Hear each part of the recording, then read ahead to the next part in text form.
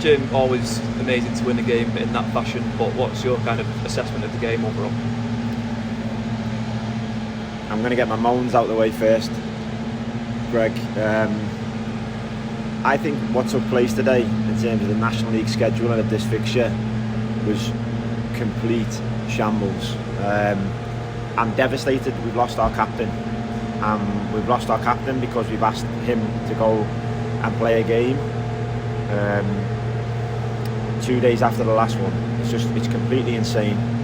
So after the first Saturday game week, they then chuck in a Monday game as well, which I think is a pure mutilation of the players' protection. If this was in the Premier League today, Greg, there would have been 2 completely different 11s on the field because they can afford to do that. But they don't do that to the teams that are at the top with the best recovery facilities, with the best modes of transport. You know, there's a 6-7 hour journey involved in this also, which was completely ridiculous for Yeovil also, going from Gateshead. I heard they had a crazy hour trip up and down to Gateshead.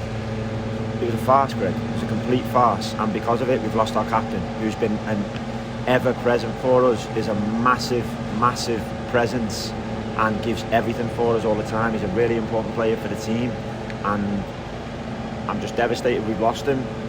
I thought it was just bonkers going into this. I'm even more angry now after it. That's the moment out the way, Greg. Just on Ethan, are you expecting him to lose him for quite a while after the injury, or is it too soon to say? It's too soon to say, Greg, and I just don't know. It didn't look nice. No. It's never nice when you see players at speed like that, and he basically collapsed, didn't he? He's unable to use his leg there. The hamstring just completely went, and I just don't know.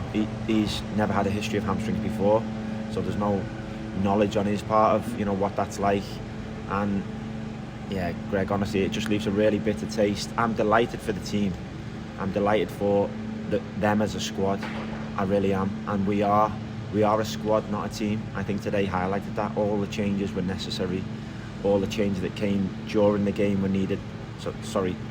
The changes before the game, 4 changes today, Greg, were totally necessary. The changes in game and half time, totally necessary. And it just, it highlights what a squad we are, not a team. It was without the squad today, we don't do what we done in the second half and find a way. And I think that's what we had to do today, Greg. I think we had to find a way, because it was one of the slowest games I've ever seen from both teams. No team could really take the ball off the other, and both teams were giving it away to the other. And I think it's because we're asking them to do something ridiculous. So I told the players that at the end of the game. I said, there's no way I'm criticising you for today. You've just been asked to do something that doesn't happen in professional sport and has not treated them like professional athletes whatsoever. So for me to start talking about their skills and the technicality of their movements and everything else, it's not fair on them. It's not fair. But they showed unbelievable guts, dug in deep, gave each other everything, ran till the end, and they found a way. And I don't know who should have won the game today. I'm a bit unclear on that at this point. I know they had moments, and I know we had moments, but I know which way the game was going late on, and it was all going our way. And I thought if anyone was going to win it, I did think it was going to be us. We started to find energy on the pitch, and we're getting dangerous down the sides, and we found a way in because of that. So I'm so proud of the squad for finding a way to make us all happy going home. What was a long trip, and my hat goes off to the fans, Greg. The fans that came down here today, I spoke to a few of them before the game, and I literally used those words. I take my hat off to you coming down here on a bank holiday. I've really taken my hat off to them, and they made noise. They made noise for us, which was really important. Yeovil fans were good too, I've got to say. They were patient, and yeah, it was a strange game. I'm delighted we came out on top of course.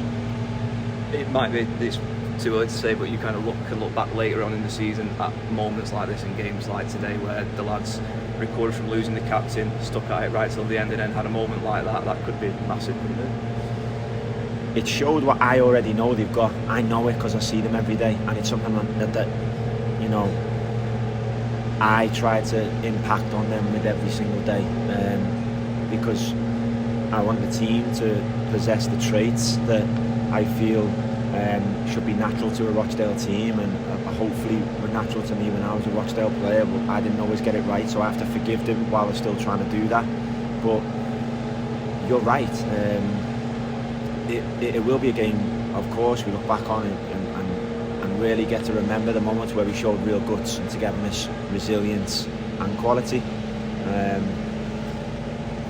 But it's a game that we go home smiling about, and we're happy with the results. But I just know that we now pay for it. We now pay for it in the weeks to come, with what we lost today, and I am saddened by that. I really am. But had to go off to the fans, Greg. Again, as I said, really do. I do feel like I want to mention Sven-Goran Eriksson today. I think that was a real loss for the football family. I thought it was something we spoke about before the game, and everyone who he touched in football, he seemed to leave a nice mark on, and that was sad news before the game. And another thing I didn't want to leave this ground without saying was my old teammate, really important, Lee Collins. I seen his poster up in the corridor inside. I seen flags with his face on around here. Lee was my old teammate who sadly took his own life, and he's not forgotten.